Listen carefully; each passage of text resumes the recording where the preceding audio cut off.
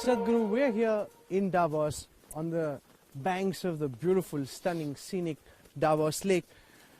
But my thoughts go to the spiritual health of the country at this time. I want to ask you, as one of India's leading spiritual leaders, what's your sense of the overall spiritual health of our country at this time? Spiritual health…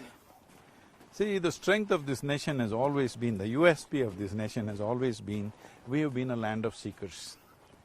But today, not just today, in the last couple of 100 years or 300-400 years, slowly it is moved this way that because of strong religious manifestations, everybody is trying to be belonging to some religion.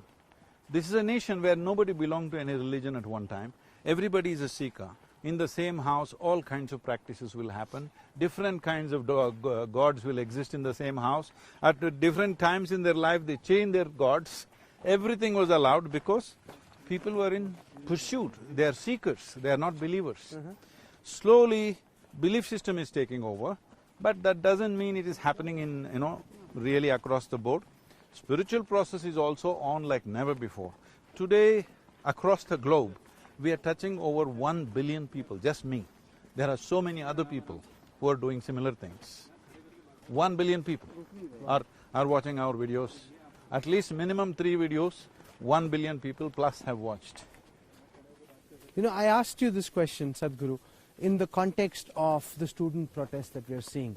And I was very intrigued by the position that you've taken on the Citizenship Amendment Act, where you came in and said that a lot of these protests were misdirected. Why do you feel this way, Sadhguru? I'm not saying… Have you read the Citizenship Act? I have. You have read. Yes. Tell me, against whom is it? Well, is it targeted against somebody? It's against the idea of India which says that we look at all religions as being equal, and if we look at persecution, we should ideally look at persecution regardless of which religion the persecuted person belongs to. Don't you agree, Sadhguru? See, we are talking about minority persecution, correct, not religious persecution. In a adjacent country, not in our country. This has got nothing to do with the Constitution of India as it applies to Indians. This has got something to do with people who are left behind during the partition time. They stayed back thinking they can live well there also. Nobody really understood these two nations will become so separate. Nobody understood what this line is.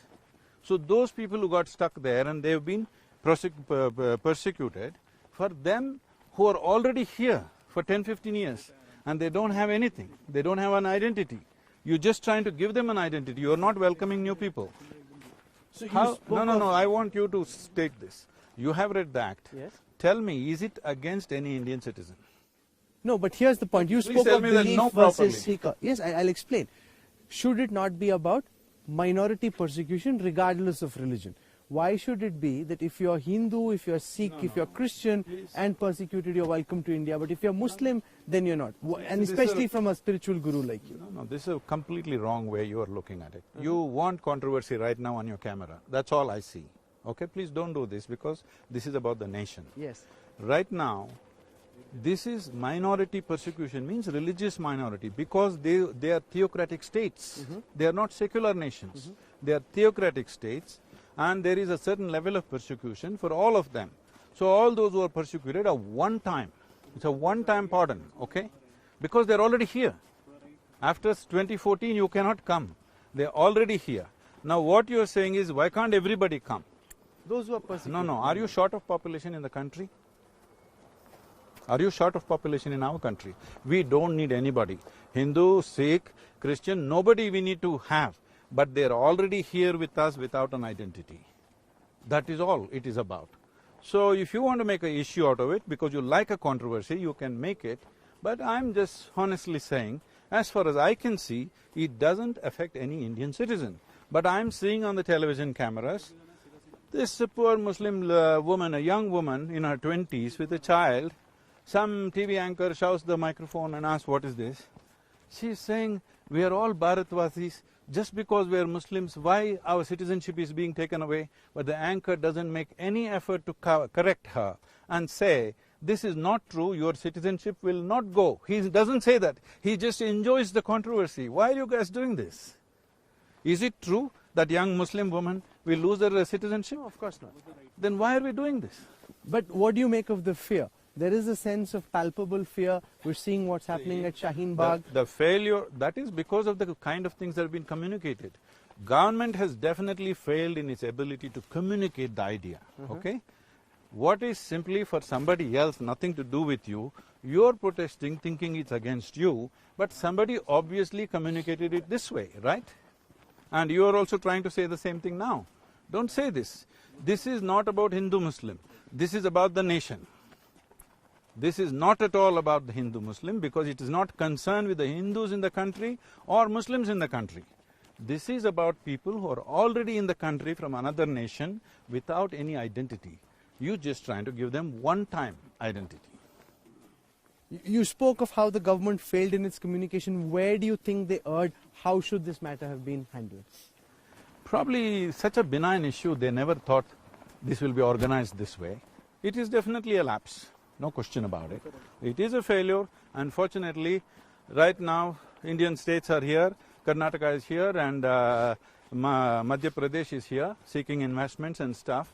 Tell me, right now, if you want India's economy to explode into growth, the most important thing is external investments. We are looking at $2 trillion investments. Who will invest their money in a place where buses are burning on the street? All of you guys just enjoyed this, unfortunately. Please don't do this. Buses are burning on the street. First of all, buses don't belong to the government. Buses belong to us. Why are you burning it? It's our money. And who will come and invest in our nation when buses are burning? Why don't you tell the people clearly, this is not about you, this is about somebody else? So why do you think these students are protesting? One is you spoke about the Muslims protesting. There are lots of young students from IIT, IIM, all kinds of colleges and universities. Initially it happened, I don't think they're continuing to protest because I think they all realize. Some are protesting about fee hikes, some are protesting against police atrocity, whatever. Those are different issues, I don't want to get into all that. These are law and order issues. Don't make it into a national issue, it is not. Local issues. Local sub-inspectors and DSPs should handle. For everything you want to make a national kind of a crisis, it is not. But people are hurt. Some people are feeling insecure. Please reassure them there is no danger to your citizenship. It's very, very important. Indian citizen, whatever religion you have or you have no religion like me, all of us are safe because this is not about… CAA is not about us. It's about a few people who come from outside and living in our country without any human identity. What's the way to heal? What's the path to Please, ensure? all of you media should speak. I am asking, why is this anchor pushing the microphone in her face, and when she fears and she's crying, she's genuine, her fear is genuine. That young Muslim woman is genuinely crying out of fear that my citizenship will be taken away, there's a law like that. Why can't you say that's not true? You won't say that because you want the drama to go on. Why? Would you say there's a need for greater communication as well? That Definitely. protesters sitting at Shaheen Bagh, for members of government, ruling party to go out, speak to them, assuage their feelings and concerns?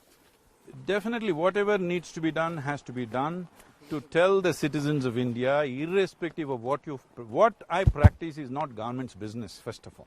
See, when it comes to communication of an idea, when wrong communication happens by vested interests, whoever did that, I don't want to go into the detail, isn't it the responsibility of every citizen, particularly media, that this is not true? Has any media come out clearly and said, this is not true, don't get excited about this? No. Do you think that a lot of the apprehensions were also created because senior ministers initially linked the NRC and the CAA? Possible. And therefore, a lot of this is not necessarily media creation. There's so many different comments in parliament, statements on TV. I agree with that. I agree with that. Some people gloated about it, how we're going to hit you with this, because even they did not understand what the policy is about, what the law is about. So some people gloated about it, some people misused it, all this has happened. But let's understand, we as a nation, we still have 400 million people who have not eaten properly. Correct. What is our responsibility for them? We need investments to grow. You will not get any investment from anywhere when you show pictures of burning buses on the streets. I don't want to invest my money in a place where things burn. Who wants to do it? You've been here at Davos. What's the buzz that you've picked up about India? These burning buses, social unrest, has that been? Because we spoke to Kamal Nath. Everybody is excited about India's possibilities. At the same time, this question has come up to me again and again. What about the civil unrest? People asking you about Yes, this. yes. What are they asking you, sir? The same thing. Is it really in control? Is Narendra Modi's government in control of what's happening in the country? I said it very much is, because they're young people, they don't want to deal with them harshly, things are happening, whatever. I am not a spokesperson of the government, but I'm definitely speaking for the nation.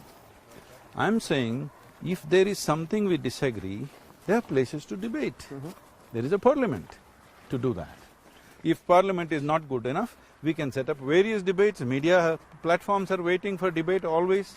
Debates are possible. Why burn the buses and create this visual which completely puts the country backwards in a negative picture? Do you believe it's a bit of a wasted opportunity at a time when 400 million people still don't have food to go into their mouths? This whole focus on very divisive issues, is that in some senses a wasted opportunity? No, how one way of looking at this is, see, there are contentious issues in the country. Sir. If you don't have the courage to deal with them, then you cannot make the economy grow. So putting them aside quickly and focusing on economy is a wise thing for any government to do. But people should also understand and participate. We must understand right now India's only focus should be, doesn't matter who is in the government. Whoever people elect will be in the government. People think I'm supporting one party, this is going on all over the social media. No, I'm working with AIDMK in Tamil Nadu, I was working very closely with Chandrababu Naidu, I'm working in Telangana very closely with the governments, I'm working with Kerala with the communist government. My thing is, I value democracy. If people elect whoever they elect, I'm willing to work with them. You elect somebody, within 8 months you say, I want a change. What is that? You make this point, I'm very curious to know your view on the current dispensation, because when you made those comments and see, a lot of people came out and you would have seen this Sadhguru and they labelled you a Modi Bhakt. They said, here's Modi's stand, Modi Bhakt. He's a spiritual guru, but see what position. See, I'm telling you this. Now I'm asking you this question once again. Yes. Is it genuine that this CAA is aimed against a particular community? Is it so? Well, it excludes members of one community from seeking citizenship in India if they are persecuted in their own countries. Anybody can seek citizenship in India. Only thing is, people who are already here, en bloc, certain people are coming in. Rest can come through normal process. But sir, I come from a Sikh family. In our gurdwaras, you come in and you eat langar no matter who you are. We don't check whether you're Hindu, Muslim, Sikh, please, Christian. Rahul, let's talk practical Sir. things. We have just partitioned about 72 years ago. On what basis? Unfortunately, on religious basis. It should not have happened. We did it for whatever reasons. At that time, that was our wisdom. Today, people who are left behind, who thought they will be okay that side, and now they are not okay. Not okay means, as I pointed out in my video, marriage was not legal. Hindu marriage was not legal till 2017. Now the people who are talking about this is, oh, till 2017 they corrected it. What about 1948 to 2017? Your marriage is not legal. Do you know what that means? No, but what's your counter on Ahmadiyas, Hazaras, who are persecuted minorities in their countries but persecuted nonetheless because of their faith and belief? See, do you have enough population in your country? Sure. More than enough? Yes. Or too much? Yes. You have too much population. We have enough. So do you want to have 50% of Pakistan back in the country because economically they're not doing well? Minority. No, because economic minorities will come. Okay. We cannot welcome, we cannot afford to. We cannot afford to bring anybody. Even if they're Hindu, you can't afford to bring them. We are only talking about, this law is only talking about those who are already inside. What do you want to do? Where do you throw them? They won't take it back. Take them back.